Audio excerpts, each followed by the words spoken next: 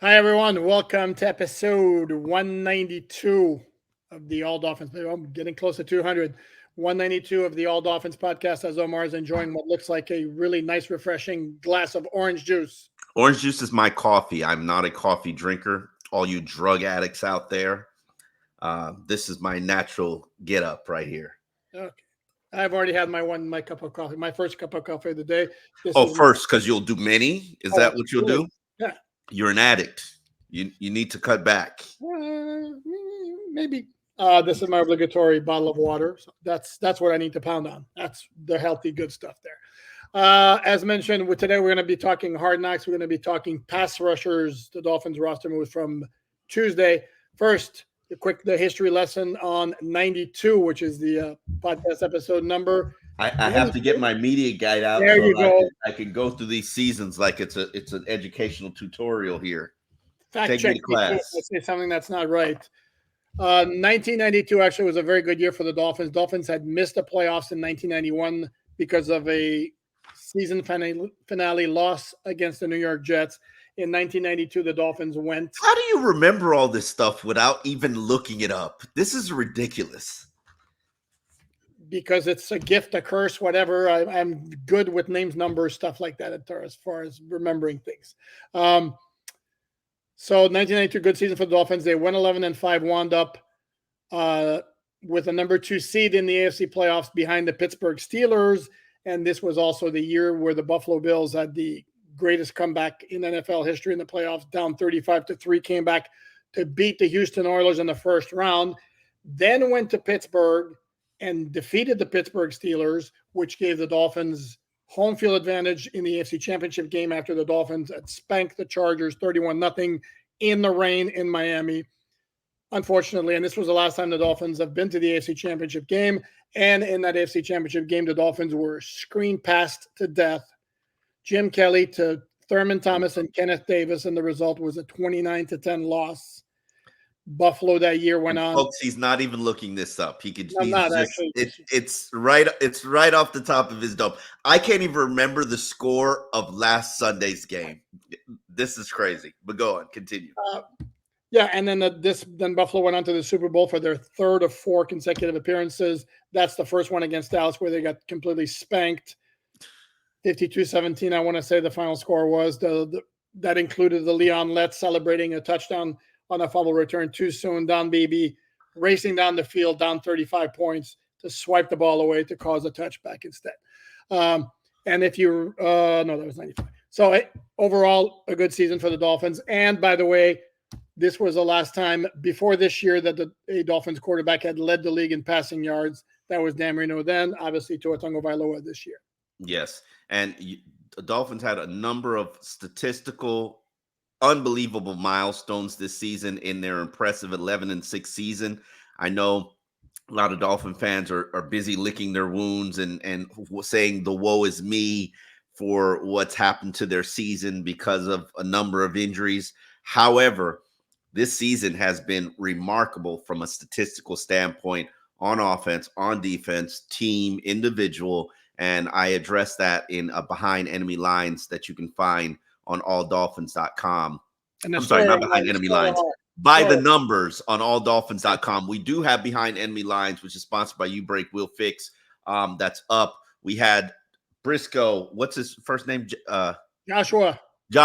It could be John or James. I know it was Jay Briscoe. Okay. And he is incredibly charismatic, very entertaining. You could tell he podcasts and radios for a living. We had a great conversation, which included an interesting little spat, probably a 3-round sparring match about who's the most accurate quarterback in the NFL. But yes, so check that out on Behind Enemy Lines.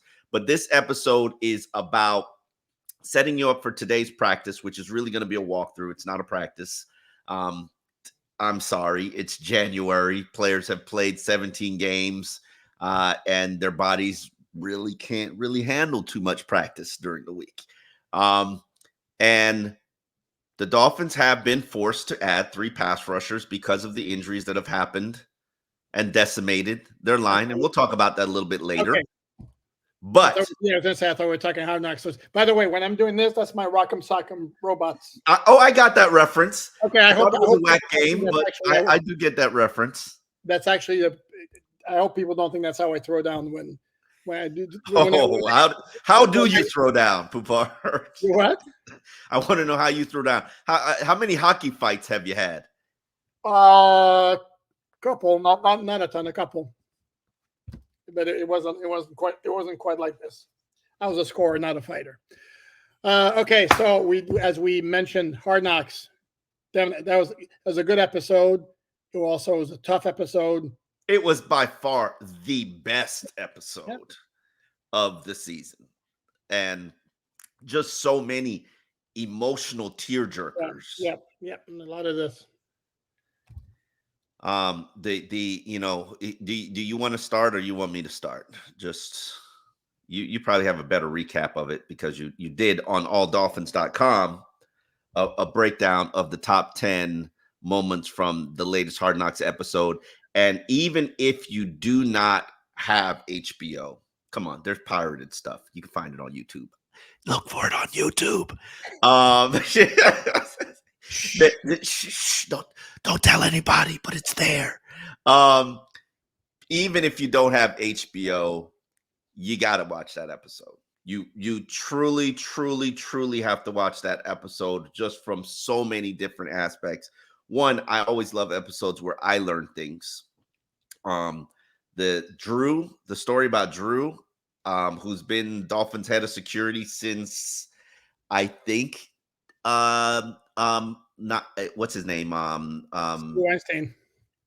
No. I know Stu Weinstein, but he took over in, I don't think it was the Joe Philbin era. He took over in Adam Gase era.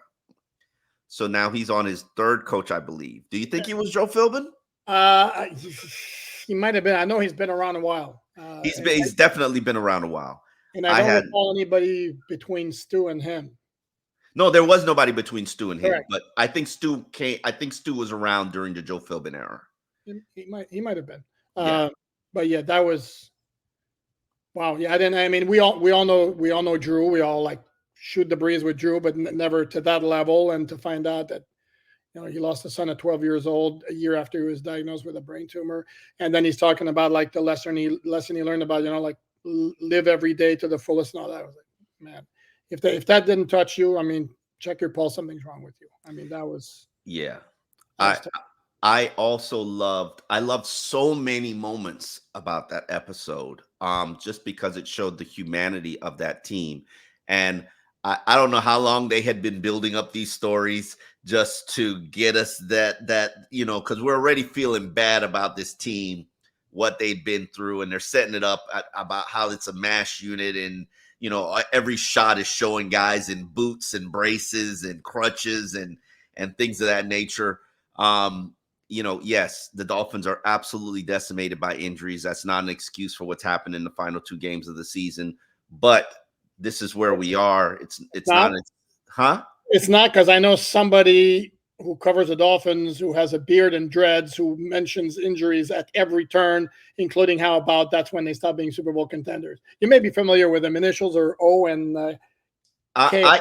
Does not mean it's an excuse for what happened in the final 2 games, because you had 1 minute and 53 seconds to win, to tie that game and put your team into overtime. Although, sorry to interrupt, but although the argument could be made, again, if you want to play the other side, that Tyreek was on the sideline for that final play. And should have been on the field instead of Chase Claypool. Oh, absolutely. And you look at just completely unrelated, but look at the all-22 of that final play. This is a play where Tua needed the play that needed to be made there, because you look at the all-22, there is nobody open.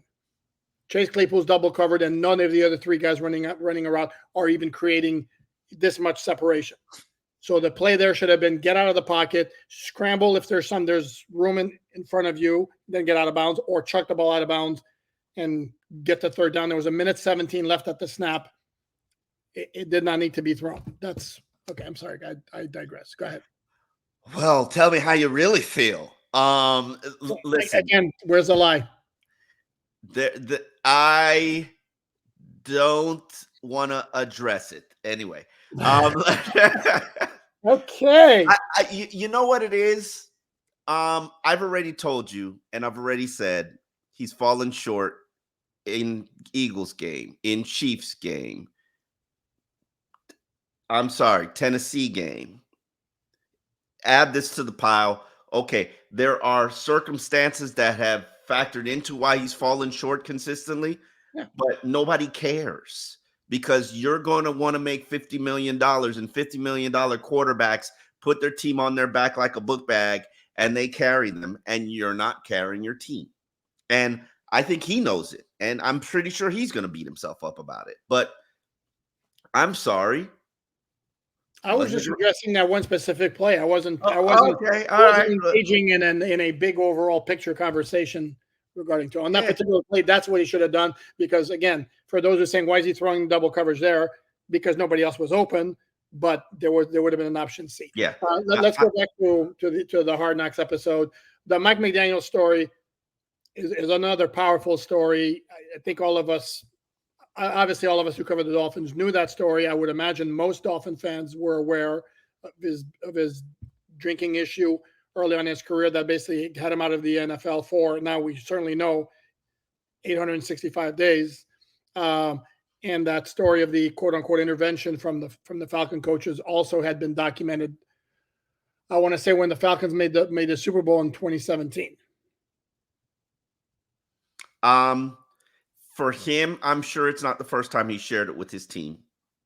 Mm-hmm. But for it to be on their anniversary and for him to tie it in together with their struggles and with what they've got going on, it humanized him, humanized the team, because they're going through struggles right now. Like, they could put on a brave face, but, you're missing all four of your top offensive weapons are hurt. And some are playing through it, but they're hurt. You're out of pass rushers, linebackers. You're just you literally have to just sign 3 just to actually play the game. And your secondary, both your state safeties are hurt, and you don't have Xavier Howard. Like, it's tough for you right now. It's tough sledding, and for him to connect it, even though they lost, loved it, respected it, humanized him. But to me, the best element and best part of that episode was the Jerome Baker. It was the first time that they followed a guy from his injury to his return. Other guys have returned. They could have done this with Javon Holland, but they did it with Jerome. And then to see Jerome suffer a season-ending injury after working that hard to get back, and for his mama to be there and humanize that element of it. Oh my gosh, that's Emmy-worthy stuff. No, and to me, the part that was tough is they're showing a highlight of the first half, and you hear Baker scream, I'm back, and then you know what's going to happen, and it's like, oh my Lord. And then when he makes the big tackle at the end of the first half, and the mom is like, that was my baby. And again, you know what's going to happen. Yeah, that was tough. And where he hurts, he breaks the wrist. Mm-hmm. And then he's like, and Duke's like, take that hole. And here's the guy who's going to replace you. And he's like, they need you in there. Go take that wrist up and get back in there. And that's compassion. That's caring. That's this team. And then for him to miss on the key tackle of a Josh Allen conversion, I believe it was a third down. No, wasn't a third down? No, it was that play. But again, let me remind you, that's the play where Jalen Ramsey was flagged for defensive holding on the other side. It would have been a first down anyway. But yes, he couldn't bring him down. Couldn't bring him down. Clearly, the wrist was jacked up. This is what players play through all the time. And a lot of fans will be like, oh, he's a bum. Look at that guy. He can't make the tackle. And you know all that he's going through and enduring just to finish that game, because he gives the pregame speech about how he's beaten Buffalo twice and they always end their season. Mm-hmm. Like, we know Jerome and Rob Hunt, the guys who've been here for a long time. Oh, they're tired of losing to Buffalo. They want some of that Buffalo. They know the season goes through Buffalo. They know Josh Allen's their daddy. Like, so it's true. You know it's true. I think he was responsible for all but like 47 of their yards in that game. I was like, but I read a lot. I read a lot of places that he wasn't very good. That he sucked. Yeah. I heard that too. I was like, face palm. Yeah, I was like, are you? I heard that too, and I was like, what game are you people watching? But the Baker chef kiss, just absolutely loved it. Yeah, no, it was powerful stuff. The Tyreek Hill fire incident also was very well done. No,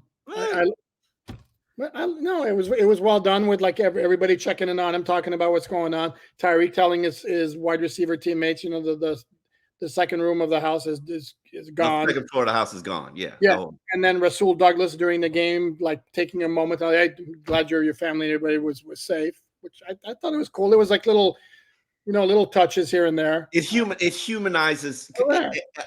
Yeah. There was 1 minute. There's so like people don't understand. And if you're in the NFL, it's a fraternity.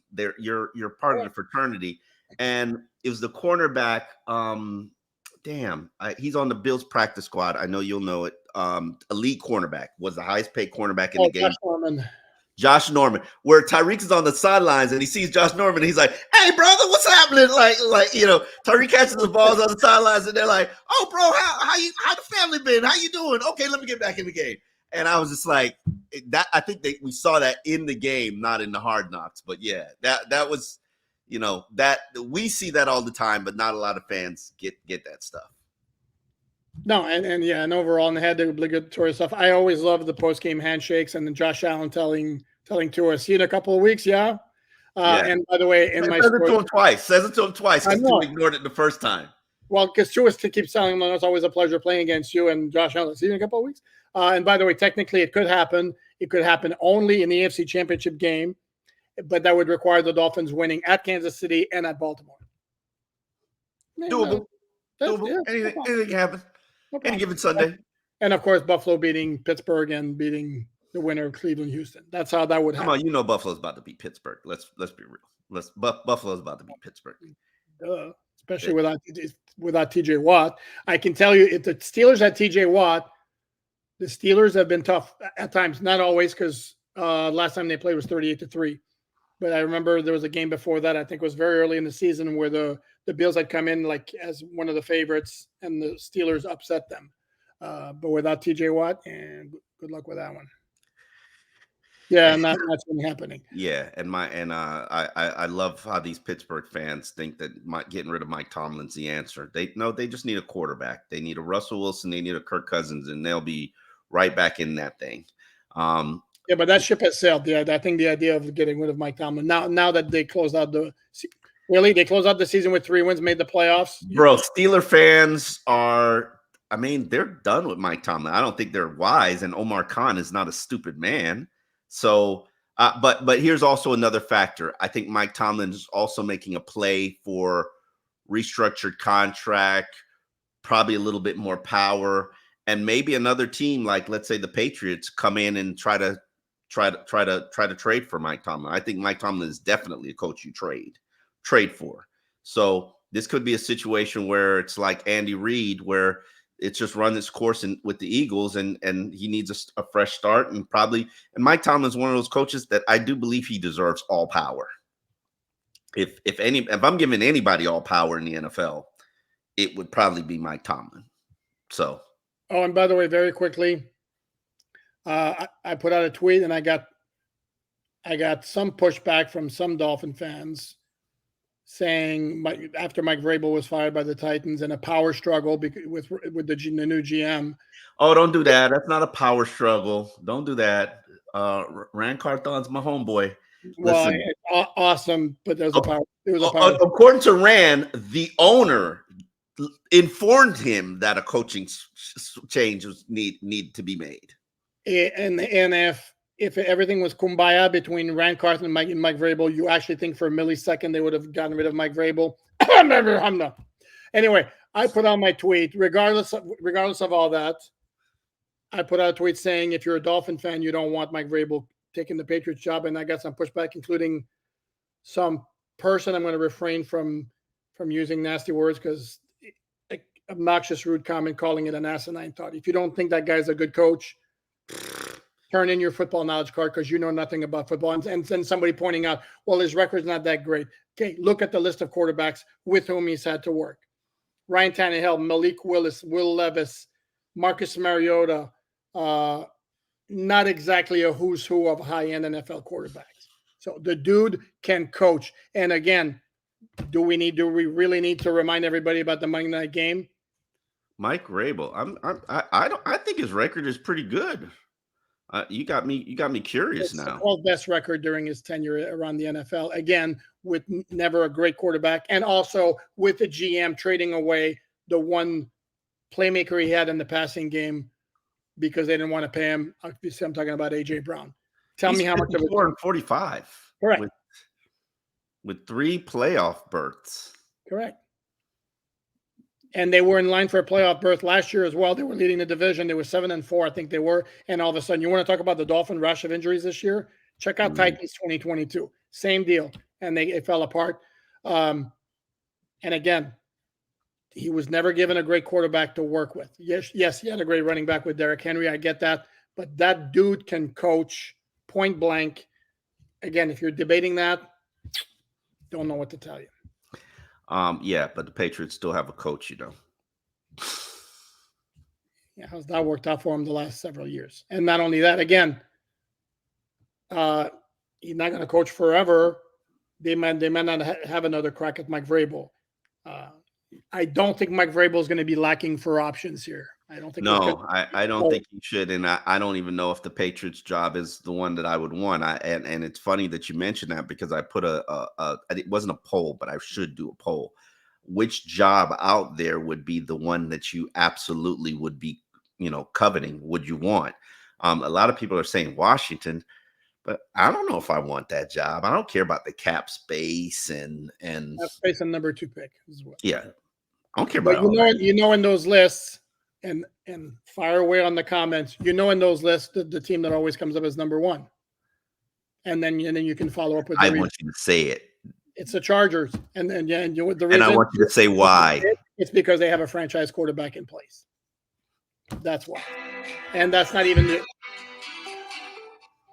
me saying it. That's national media writers saying it. Yeah, but you always talk about the organization being so. Oh, it's booty troops, and then there's a reason that they've always fallen short. Absolutely. Yeah. I mean, their fan base is very weak and lackadaisical. How about non-existent? I mean, you want to talk about a team I was being nice. I didn't want to get attacked by Chargers fans. They play 17 road games every year, pretty much. I mean, it's like, and by on the flip side. The Dolphins play 10, 12 home games every year, considering how well the fans travel. The Steelers and the Cowboys practically play nothing but home games. Of course, they usually dominate the crowd. The Dallas. I don't know if Dallas had more than Buffalo. I don't know. Yeah, but do the Bills travel everywhere, or they travel to South Florida? Oh, I see what you did there. Yeah. All right. Shall we move on to the pass rushers?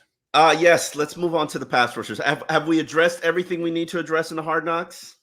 I like Chris Greer informing the Pro Bowlers that they're going to make the Pro Bowl, except as I was watching this, I'm like, where's Jalen Ramsey? Now, is it possible that Jalen was in the defensive meeting at the time? Sure, but why then wouldn't you wait until you can get all 6 players in the room? That struck me as weird. Why is Jalen Ramsey not in there? Okay. No. Am I wrong? Maybe he was getting treatment. Oh, I have no idea. Yeah, he was getting treatment, but not Tyreek, not Teron, not Raheem. Oh, well played. Well played on your part. Well played. It was weird. Outside of that, I mean, it's the obligatory stuff, the speeches, and we still haven't come up with a quote that comes anywhere close to all over the world. They speak ass whooping, and I want something close to it. That nothing's going to beat it, but something to rival it. No? Okay. Um, let's move on to the pass rushers. Oh, yeah. And so the Dolphins have added 3 pass rushers this week, yesterday. I have to jump in. Yeah. The You got a Malik fourth? Reed move that was reported, Reed being signed to the practice squad, is not official yet. Dolphins sent out a press release yesterday and include only the 2 on the active roster, who I will let you. Yes, but they generally don't. They have a policy of not announcing practice squad. No, they did. No, they've changed that. They've announced practice squad transactions this year. Okay, interesting. Mhm. So we got Justin Houston, who has contributed 112 sacks in his 13 seasons. We got Bruce Irving, a former first-round pick, who's contributed 56 sacks in his 12 seasons. And then we have Malik Reed, who has contributed 16 sacks in his 5 seasons, most of which was played with Vic Fangio. I think, if anything, Malik Reed is here primarily just to help on special teams. That's where he's pretty much made his career, majority of his career. And as you know, you're missing a special teams core contributor in Cameron Good, who suffered a PCL injury. Hold on, as we speak. Press release: Miami Dolphins here, and of course it's going to take. Go ahead, keep talking while my phone decides. So the question is, are these guys going to be able to serve as backups for Emmanuel Ogbah and Melvin Ingram, who played a ridiculous 58 snaps out of necessity? Absolutely. I think that's going to definitely be in play. Quentin Bell is probably going to be elevated just probably from the practice squad to help on special teams. And those are things that, that definitely are. Okay. While you look at that, the press release says Melvin Ingram signed to the active roster. Malik Reed takes a spot on the practice squad. So that was the other move that was made. I'm of the opinion, as Omar kind of suggested, Malik Reed will become Cameron Good. That's the role he's going to have. And then now you have 4 edge defenders with Ogbah, Melvin Ingram, Justin Houston, and Bruce Irvin.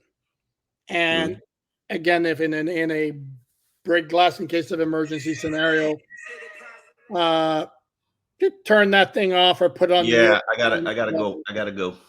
But let's wrap this up. Okay, let's wrap this up. So then they have 4 with Malik Reed as a 5th potentially. Here's the thing I would caution again against: guys who are available on January 9th. Don't necessarily expect them to get 2 sacks, 2 sacks each in the game. And I reached out to our good buddy Skylar Callahan, who the publisher of All Panthers, who was on Behind Enemy Lines when the Dolphins played Carolina.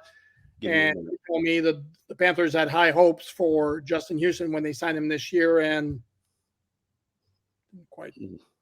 well, we will. They're here. The age pass rushers are here. This is the best that we can do at this present moment. And the question is, will it help the Dolphins beat the Kansas City Chiefs? And we will soon find out. Appreciate everybody for watching. You know how to find us. All Dolphins Podcast. We'll be back later today for a podcast episode wrapping up what we learned from the locker room and availability today.